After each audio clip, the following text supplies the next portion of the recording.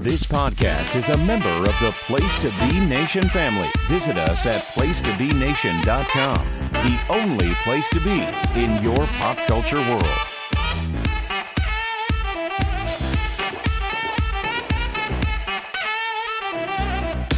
Welcome to the NBA Team Podcast. I'm one of your co-hosts, Andrew Riche. I'm joined by Adam Murray. Adam, Happy New Year. It's 2026. Happy New Year. Remember we had in the year that ends in 6, we had the famous Bulls that went 72-10. We had the 73-9 Warriors that didn't finish. You know, we had the Thunder.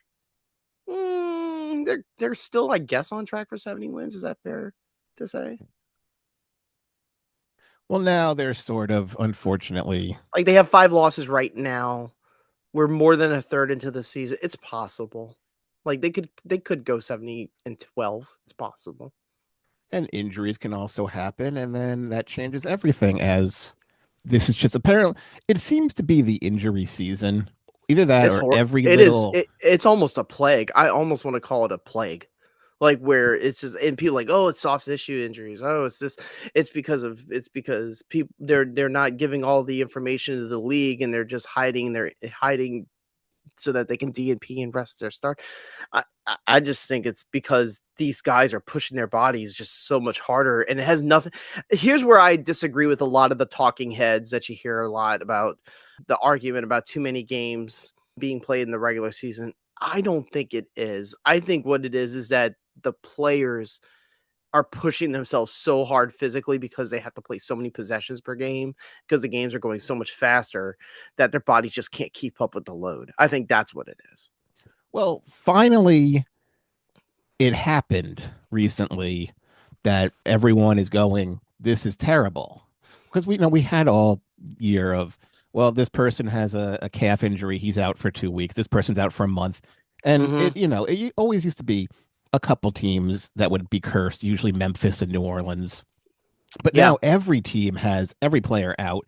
And sprained ankles happen. Like Alperen Şengün just had one, and he goes out, and you'll never believe it. The Rockets lost because they didn't have Alperen Şengün in a game. And then the Jokic, I mean, we could talk about that in a second, but the big ones involved 7-footers, Nikola Jokic and Victor Wembenyama. But that was not, I mean, if you look at the instances that happened to those two, they were freak injuries. One of them actually, I think it was Jokic, actually ran into it by his own player, his own teammate. And you just stole my thunder. No pun intended. Yeah, that's what I was about to say. How would I steal anybody's thunder? Well, because I was saying, with everybody's trying to steal from the Thunder right now, but But with this Jokic injury now, you're getting all the talking heads going, well, now he's going to be ineligible for these awards, and he shouldn't be. You've now, because of this rule, you have now affected people's legacies, and now that things that are tied to max money, and awards, when you go to the almanac and you go to Wikipedia and you're like, wait, why did Jokic not win the MVP that year? Oh, he didn't play enough games. Because now there's this rule. And before it was just, well, that's a shame, this person's out. And then LeBron's not eligible for anything anymore. And then one by one. So you're now having, it's going to be like the NFL All-Star game where it's just like, well, everybody just keeps declining it. So, well, he's an All-Star now. When did this come from? So it's been just the year of disappointment in that regards. And NBA. Well, that was a situation where they tried to project ahead in their collective bargaining negotiations. They're like, okay, well, if we put these guardrails in front of them, then they're going to have to play the games. Adam, it just seems to me at a point where no matter what guardrails you put, players are not going to play in all the games. And sometimes it's because they literally cannot, because they get injured all the time. And the other reason is the incentive of being all NBA and getting the extra salary from a max extension and super max extension. I guess it's just not as enticing for some of these players. Well, it is, but you're now tying it to having to get it. And if they get a freak injury and they're out for a month, I understand they're holding it to a standard of an era that doesn't exist anymore. That era was everybody like played as many games, they ran as hard as they could. And I'm not saying players are lazy. It's just that it's hard to keep at a high level play at the pace that the players are playing every single game, 70 out of 82 games. That's very hard. Well, it's not that players are lazy. It's now, well, he's playing injured and then he re-injured it and now tore it completely. So, okay, Mhm. instead of, taking a couple days, well, we're just going to take him a month till he's now 100% healthy. We're not going And to roll any player out at and let's be 80%. fair here. That doesn't just happen in basketball. It happens in football. Like Baker Mayfield. Oh, why does he suck now? Because he's hurt. Some people play hurt to try to just get through because they see the finish line. If this was March, Adam, now Jokic and Wembenyama we'll talk about more with the impact of their injuries on their teams. That's different. Like those are knee injuries. You can't play through a knee injury that bad. But if you have calf strains and sprained ankles and hyperextension, if that happens in March, you're probably not missing games, or April. You're not missing games. It's the playoffs. You can't miss games in the playoffs unless your injury is so catastrophic that you literally can't play on it. But now we've hit Christmas. So Christmas is when the season starts. Everybody is now finally tuning in. Mm-hmm. And what am I tuning into? Oh, everybody's injured. Oh, this is wonderful. Yeah. Yeah, and the Christmas games were enjoyable. We talked about them a little bit. They had some more infamous moments from this past week. Mark Williams and Jose Alvarado, where Jose just basically just gave him a sucker punch, and literally ran like a luchador when he's trying to run away from the bad guy down the entryway. Scotty Barnes had a 20-25 game, 25 rebounds. I mean, and then Kawhi Leonard. Dude, what got into Kawhi Leonard? Did the invoice cash in? Like all of a sudden, he's just decides I want to be the best player in the NBA again. When he's been healthy, he always has been this player. Mm-hmm. However, I'm starting to believe he has never been healthy for more than like a week at a time because So what? So what is it? A blood spindling thing? Like, did he go to Venezuela? Like, what did he do that like got him back on track? He's just playing great. He had a game against the Pistons of all teams, a really good team, obviously first in the East still to this at this moment, even though the Celtics and Knicks are slowly catching up to them. Where Kawhi went for 55 points, 5 threes, 16 free throws, steals, like he was all over the place. And then he went for 40 after that. And now if you go to the newly initiated Intuit Dome, I guess you just go for your career highs because the guy who I think has been the best player in the East for the last month or so, Jaylen Brown, he got his career high in the Clippers home court. He got 50 points in a game. So it's been there have been some notable performances, some cool like individual performances, but the big focus obviously has been Wembenyama's injury and then game against the Knicks, where I think what happened is he landed awkwardly on Carl Towns' ankle. It wasn't a Zaza Pachulia thing. It was just a freak accident and he bent his knee. But he told reporters that he'll probably be ready to go soon, but he's still doing DNPs right now. So it's kind of shrouded in secrecy when he's going to come back. Jokic's was more obvious where he clearly like the knee, someone ran right into his knee. He immediately, got into the fetal position. And it turned out he didn't have like major damage to it structurally, but he's going to miss at least. I think he's going to be out for the entire month of January. it'll be the trade deadline most likely for all these players. Yeah. Everyone who's been on the 3 to 4 week, then we'll reevaluate them. It'll all be the trade deadline, and then once teams finalize their rosters at the deadline, Yeah. they will all come back. So the interesting one was Giannis because he had the mysterious fake calf strain, but now all of a sudden he's back and playing. So I guess he's just giving it a college try. If he like, what, if I can't get a trade engineered this, and we already talked a lot about it, how it's going to be really hard for him to find certain destinations that he prefers. If he winds up sticking with the Bucks, like, can I make this work? Can I drag this team into the play-in? I think he can get into the play-in, so he is playing the games. But yeah, there are some other guys like Trae Young who it's just incredibly obvious that the nucleus that they have now in tow in Atlanta, it just doesn't mesh well with how Trey plays. And they run on a major slump with Trey back. The moment Trey goes back out, they start winning games again with Jalen Johnson at the center of the offense. So I think it's a matter of time before Trey gets dumped.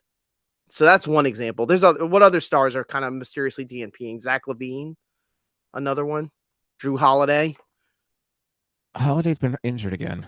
Yeah, but there's a calf injury. Now they're saying he has an illness. They're basically just keeping him on ice because he played well to start the season. Now they want to see if some playoff team is going to sniff around and take him. I don't think that is gonna. You don't? The demand for somebody of his salary And and the 30 the million years range. left are quite few indeed. Mhm. Especially when you have, if you're going to look for a $30 million player, would you rather have McCollum who's expiring, or would you rather have Holiday has another 2 years left? Mhm. You're not going to get anything from that. And also with every team that is now hard capped, nobody has any money. And the same way of Dallas looking to move on from Anthony Davis, allegedly, they can't take any more money back because they're only $100,000 under their hard cap. So they have to, every trade has to be finely maneuvered.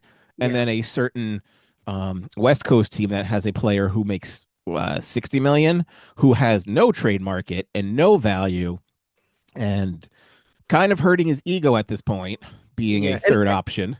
And there are teams that have like that, a little bit of that room, that are contenders, like Detroit, San Antonio, Oklahoma City, kind of, because they're actually right at the apron right now.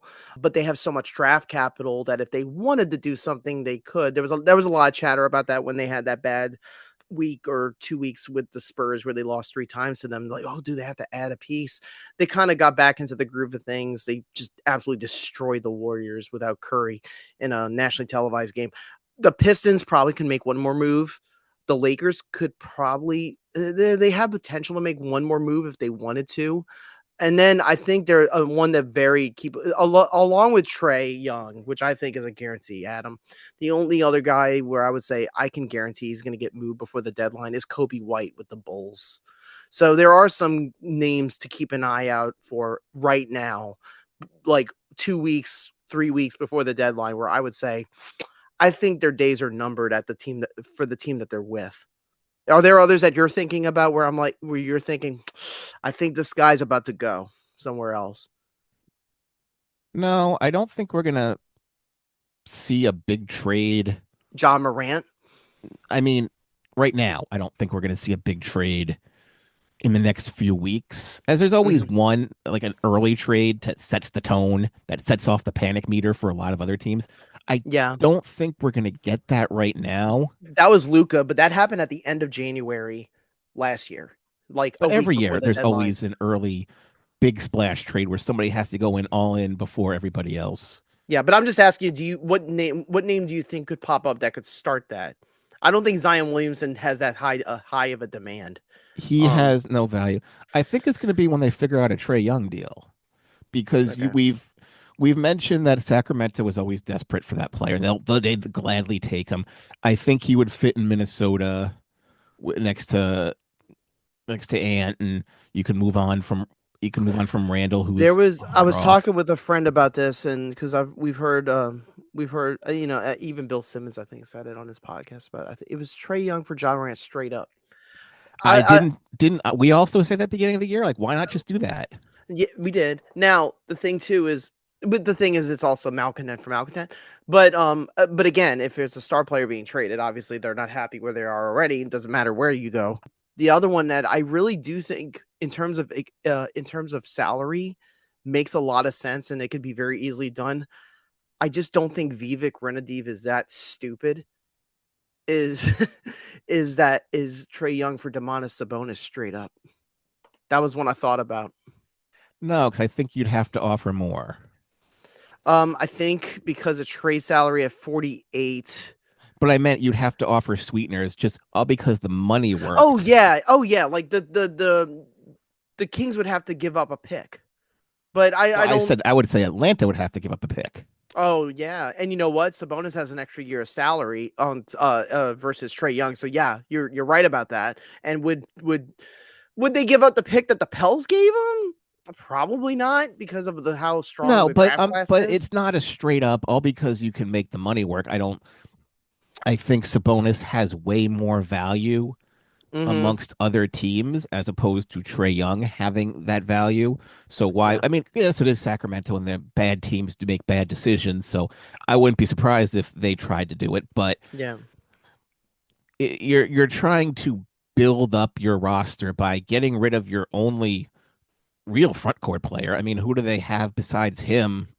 You're Because talking about Sacramento. Yeah, Keegan yeah, Murray's playing the most Keegan Murray's had to minutes. play the four, Yeah, but he's yeah. not a four because you had to move him because of DeRozan. You have Maxime Ramon, and really Dario Saric doesn't play. That was a bad signing or a bad Mm-hmm. trade. So you can't just give up your entire front court for this one move that's not going to make your team better. They're so terrible. They're last in net rating. So they probably have that reasonability that they're probably not going to be a playoff team anyway. But you don't want to make a panic move either. I have speculated about LaMelo Ball's future in Charlotte for months. The thing is, though, and we talked about this last week, is that now that all three are healthy, between Knuple, Brandon Miller, and LaMelo, they're actually playing. Their offense has actually gotten much better. I don't think they're a playing team, but they actually have had some wins. So maybe you don't want to divorce yourself from those three just yet. I don't think it's a great combination between the three, but you don't want to give up on it too early, you know? No, why would you? They're not at a point to go all in, so it would probably be in their best interest to move on from Bridges sooner than later, since he doesn't seem to be part of this new future. Yeah, LaMelo, and he still has value. He is a very good player. He gets good stats. Someone will nibble at him. We always have these playoff team nibblers that are like, "Ooh, we're getting good now. Maybe we could pick up a piece like Phoenix and San Antonio and Denver because of the Jokic injury." Like they could actually, I could see teams trying to like make moves. yeah, but unfortunately now with injuries and everyone being out, everyone's just going to stay out till the All-Star game Mm-hmm. and All-Star weekend and the trade deadline and all that, so that we can make sure these trades go through, so we don't have a Mark Williams The Dalton Connect thing again.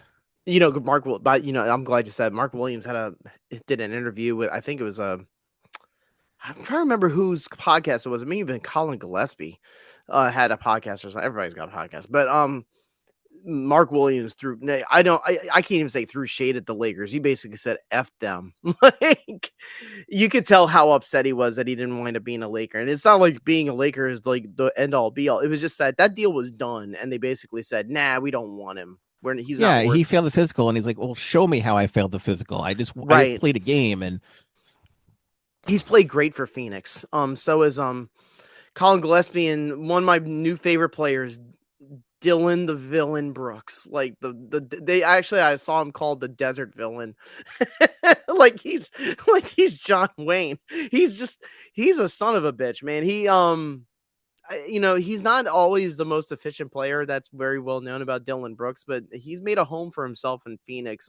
I also wanted to mention that the All-Star vote returns have already came back. Obviously, Luka and Giannis were number one, but it's also weird because they're gonna do the regular All-Star selections. However, after that, it's a pool of players that you pick from for three teams for some round robin thing. But I don't even want to try to discuss the new All-Star format because it's crazy. But long story short, like I looked at the voting, the early returns, and it kind of matched up with what players I thought were the best players so far this season. Like Deni Avdija probably will make it, and he deserves to. Austin Reeves might make it. Jalen Johnson will probably get in. And those are guys that I think should be all-stars anyway. I mean, is there one guy that you're thinking about where you're like, this person needs more attention and they'll probably get an all-star spot? I don't even know if Adija's going to get one. You don't think so? I got a feeling that the coaches are going to choose him if he doesn't get the enough votes, which is likely. I think Of he'll get course, it. he's not going to get enough votes. The votes are always a scam, and Mm-hmm. we've seen that year in, year out. That's why I don't take much stock on it, especially in the West. You have tons of people who could be all stars and aren't going to get it. But I'll tell you this: I think the fans are smarter than they used to be. Like Tyrese Maxey is like a top vote getter. Well, I would say Tyrese Maxey is one of the best players so far this season. So it kind of aligns with what I'm looking at when I watch the games. There are some unreasonable ones where, like, LeBron will get all these votes, and it's like, yeah, but LeBron James, he might be the third best player on his team, and I mean, I'm not trying to poo-poo on him. It's just, I'm just being honest. I know you've been championing Michael Porter Jr. this year, despite the Nets being a pretty bad team. Like that's a guy that might make it on a roster, on an all-star roster. Yeah, and that's why with the all-star voting, and well, this counts for it's triple vote day, I so saw vote that. for your just Yeah, like double bonus. Like, what the fridge is this? Like why are we doing this kind of crap? Anunoby, I think, deserves a spot. Josh Giddey deserves a spot. Markkanen deserves a spot. I know Utah has the worst statistically. They're going to give up more points than any team in NBA history, but I think Markkanen is an all-star this year. Will he make it? I don't know. That groan. You don't agree. Well, I also said everybody's going to stay injured until then, so you're not going to have Jokic come back for it. You're not going to have all these 3 to 4 week players. Well, might as well take 6 weeks. Might just be out through the All-Star break, and then they will get in as the fourth and fifth substitution. But and then you had that final wave where what happens is, because of these injuries to stars, other guys, because the league is so deep, other guys come in, they get more minutes, they shine, and you're like, oh wow, this guy's making a late push. And I'm not saying they're going to like become like that's how Kobe White became the star player he is now in Chicago, because once they traded away DeRozan and Levine, all of a sudden he got all the minutes, and you see how good he is. I don't know if there's any players.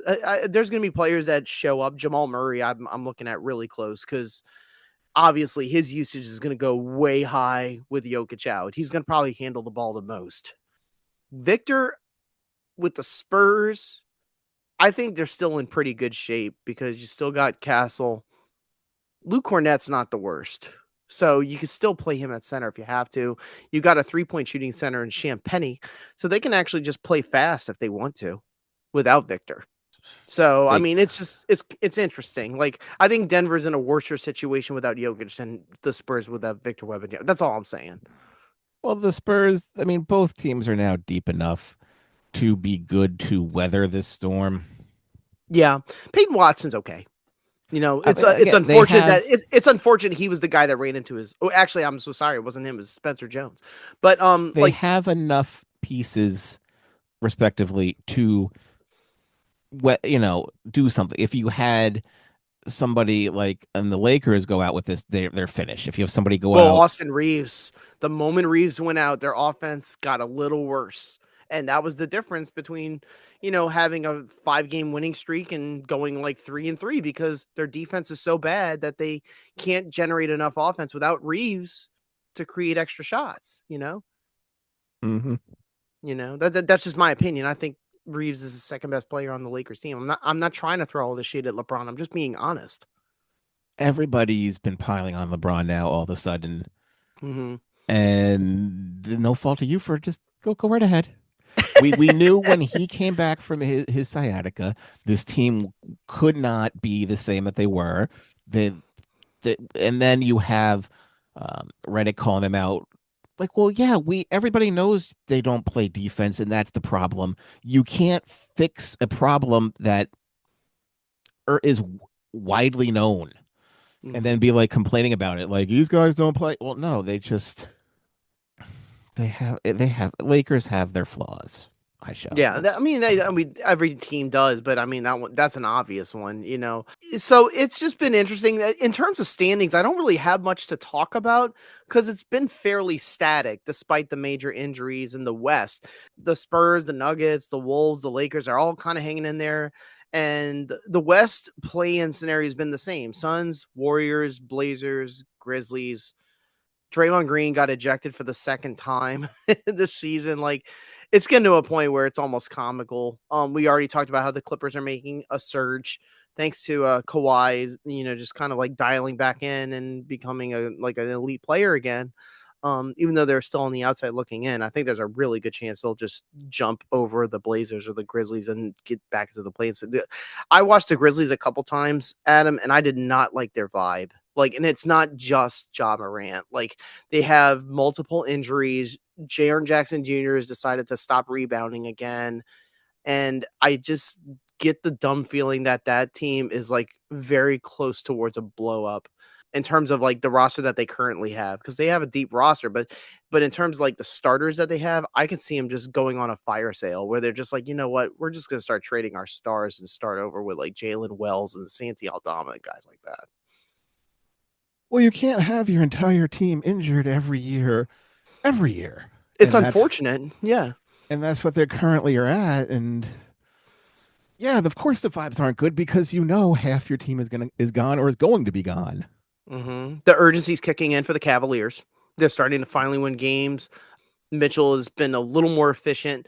The Sixers are weird because, they have this team that where the strength of their team is when they can play when they can play Edgecombe, Maxey, Grimes all together at the same time. But you also have Paul George and Joel Embiid. And if they get their allotted minutes, they're actually effective and they're going to be important for the playoffs, like we talked about before. But in the regular season games, sometimes it doesn't always work. Like Joel Embiid will demand the ball in certain times, but it's almost like the kids have to like go slower for the old guy to finish up. It's just a weird situation. And the Celtics are, I can't say streaking because they have dropped a couple games, but they're playing really, really well. I saw Jordan Walsh have 13 rebounds in a game, and I was like, this has got to be a typo. But no, it wasn't. Like, they're actually playing pretty hard. Jaylen Brown's playing great. Derek White is playing great. And this is a shocker. They're actually first in the East in net rating. This is the first time all season that a team other than the Pistons and the Knicks have been first in the East in net rating. Yeah, it doesn't make much sense to me. It's very bizarre, but it's working for them, and I'm very glad for them. Sam Hauser's kind of like finding his jump shot again, off the bench. I know that they'll have their bad streaks where the media might start hounding them about, oh, we need Tatum. Can he come back sooner? I would just wait all the way till April to bring him back.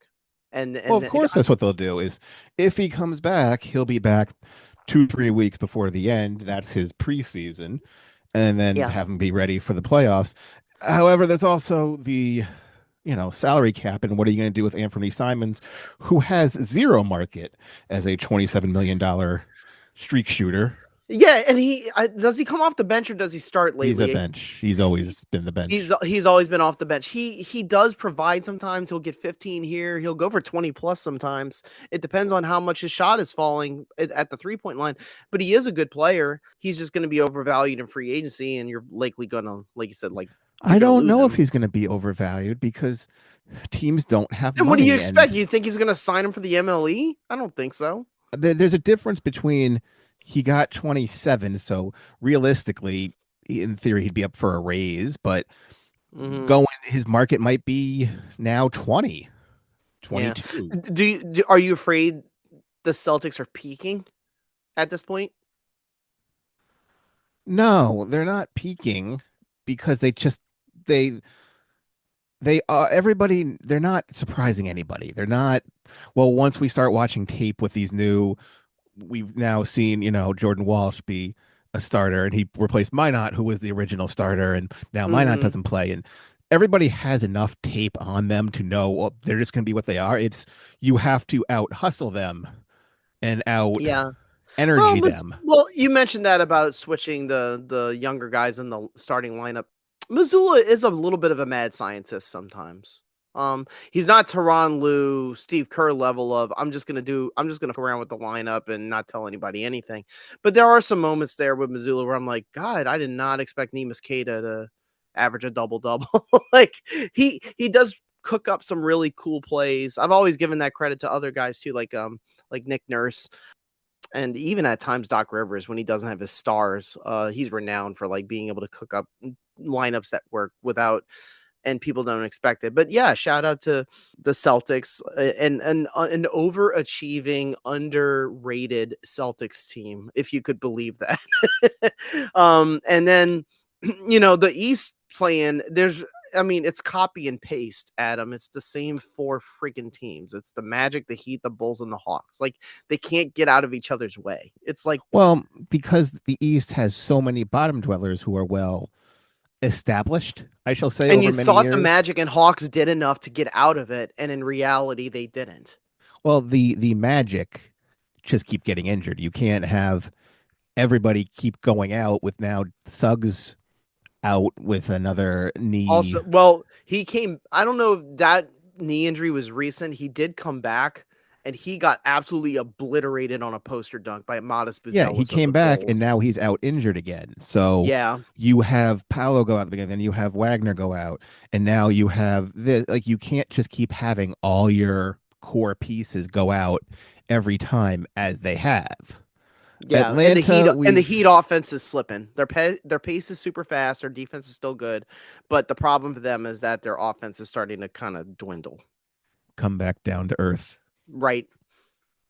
Any other team you're missing I mean, on? these other teams that are on the struggle bus, like the Pacers, the Wizards, the Nets are actually playing defense. I know what's going to happen at trade time. They're all going to be calling for the 2 Georges. And no, I don't mean Paul George. I mean Kaishan and Keontae George in Washington and Utah, respectfully. Everyone's going to want them. There is no way those 2 teams are going to part ways with those 2 players for any picks. So the Pelicans actually went on a winning streak. Then they went on another losing streak. And Max Christie needs to get MIP consideration. That's all. I mean, I don't think he absolutely will not win it. But they need to pay attention to how good of a player he's been. And he was the forgotten player in that AD Luka trade. So that's all. I mean, the Mavericks picked up a good player in the most infamous worst trade in NBA history. It's not gonna. The problem, we will obviously have an episode on that, as you want to have a worst trades discussion.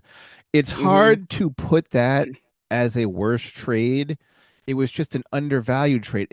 If you expect the Cooper Cup to be part of it, okay, Cooper Cup and Cooper Cup. You got football in the brain, bud. Roar. Cooper Flag along with AD, and if he was healthy. Yeah, that makes the trade a little different, especially as I say too many odd times. You have to hit on your picks in order for these trades to work. All because you traded 4 firsts for this guy, you need to actually hit on your firsts. So if they have the Paul George trade, well, yeah, you trade SJ, who became was, but if you didn't get Jalen Williams, if you didn't get Chet Holmgren from this, yeah, he would just be like, they'd be like Minnesota. You need those other pieces to work, but that's a whole nother story. Yeah, Dallas is competitive, which we had expected them to be. They just started slow when they I didn't know have what to not do. gotten I have not heard any intel in the last 2 weeks about Kyrie Irving, which tells me that he's getting ready to come back within about a month. I would guess he'll be back before the trade deadline. That's just a guess. I don't know, but I don't think he's holding out because of the trade. I really don't think that's the reason. I think they just want to make absolutely sure he's 100% from the knee injury, because they don't want to risk him getting hurt again at his age. But I do think if he comes back with Davis, I know it's silly to say, but like the team Nico Harrison envisioned is actually not that bad, Yes, but Anthony Davis will go out again, and I don't think anybody will be back before the All-Star break, because then that means, well, let's just say he comes back and they play well. Well, I don't want to trade AD. I don't want to make any moves, and teams will start being that. I think a lot of teams are going to take these 6 weeks to be like, what do we want our roster to be for the end? Not let's have these guys come back, see how they play for a few weeks, and then make change. I think they're going to make the changes first, then play everybody, as opposed to I don't think we're gonna see a lot of like retooling of teams, except for maybe Memphis or somebody like that. But you might see you never know. There's always they'll be tinkering. They'll be tinkering. Well, all right. That Wonderful. As always, please subscribe to the feed. We've been on the every RSS feed now for Yes. a couple We're all months. there. We're All live the everywhere. all the archives are at the place to be. We should Nation. just go on YouTube now and do this. That's the new thing. Everybody does their podcast on YouTube now. Yeah, everybody. Yeah, with our antiquated audio only You podcast. could just do a random, like, you could do that thing where you block your face, but you have like a drawing of yourself or something like that. I don't have to do that. I'm very confident in my looks. Nobody needs to see either of us. Well, anywho, for Andrew Riche, I am Adam Murray. Have a good one. Take care.